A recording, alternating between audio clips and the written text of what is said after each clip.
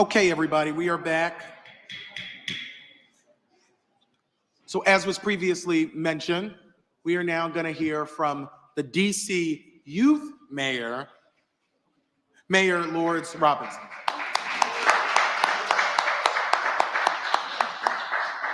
Good afternoon. Good afternoon. My name is Lourdes Robinson, and I serve as District of Columbia's Youth Mayor. Yeah. From elementary school, I knew attending college was my goal. My parents ingrained in me the importance of education. Sentences started with, "Be the best in school to get into a good college," or "College prepares you for a good career." College was not an option for my four parents, as they were blue-collar workers. For several Black families, the only way to pass generational wealth was to purchase a house and leave it for the next generation to build upon. Understanding this history and being a senior in high school, I continuously ponder about my future. As I submit college applications, the discussion of paying for college begins. In conversing with my family about college, daily living expenses limited the savings available to pay for the education that could transform the next generation. College tuition has outstripped my family's modest income. However, this is true for many Black families. Students eager to attend university or develop trade skills are unable to or subjected to student loans, causing financial burdens in hopes of furthering their education and/or workforce skills.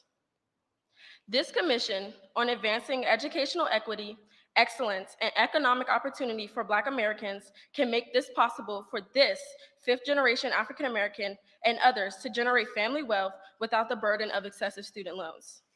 Instead, we can reinvest in our communities because education isn't just what's in the books or the classrooms.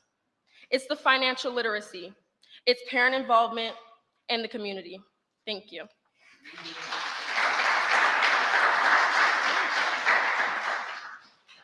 Now, I have the honor of introducing Secretary Cardona.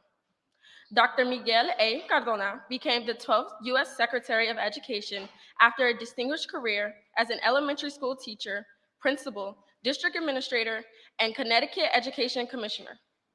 He is a firm believer that being an educator isn't just a job, it's an extension of your life's purpose.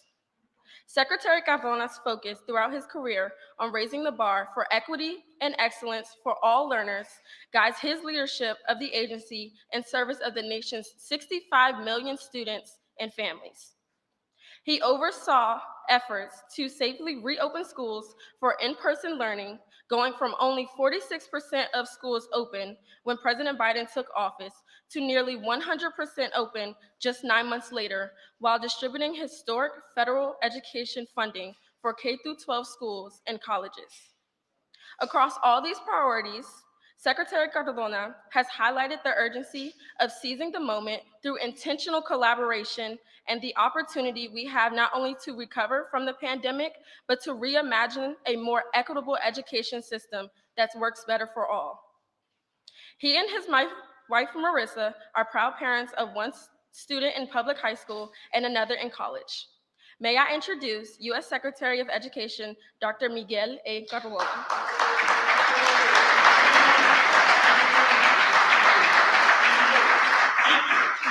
How are you?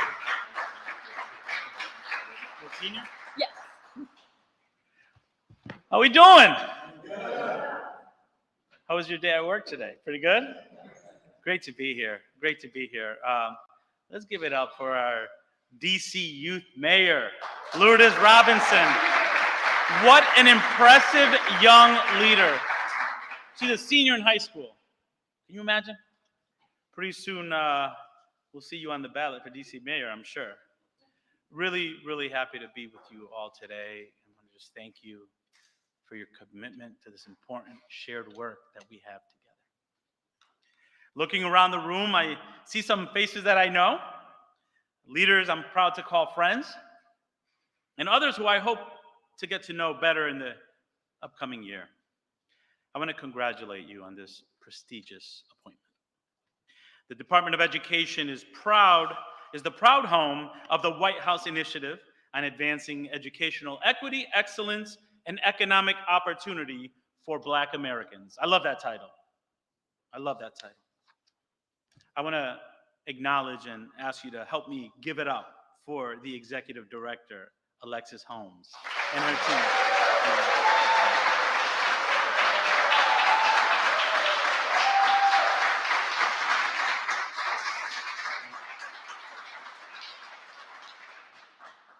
I've had the pleasure of working with Alexis, and I tell you, when we talk about celebrating Black excellence in this country, there's nobody I want next to me more than you. Thank you.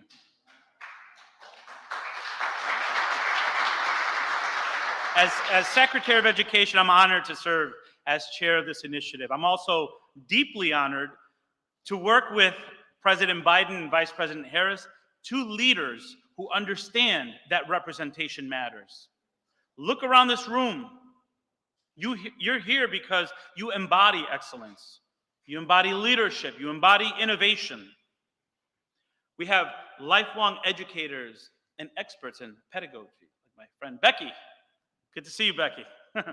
We have groundbreaking leaders in philanthropy and business. We have national advocates for Black students and families.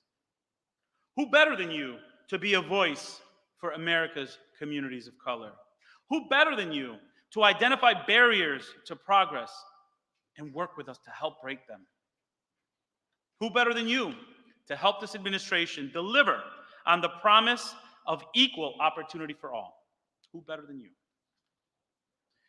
The work of this commission comes at a critical moment for both our Black and brown students and our educational system at large. Here's something that I believe in my heart and I know in my bones, that talent, creativity, innovation, excellence, they're alive in every community across our country. And yet, access to educational opportunity remains far too tied to race, place, and income. The inequities are real and felt in so many ways.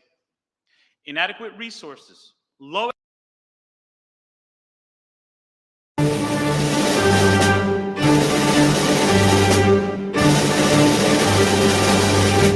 Distinguished guests, the President of the United States.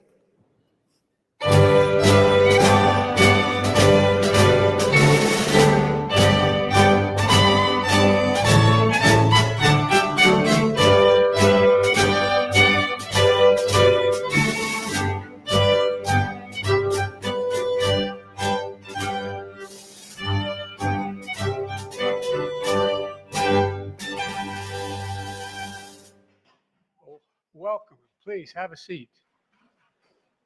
This is a happy occasion. We need some more happy occasions. Thank you all for being here. And welcome to the White House, your house.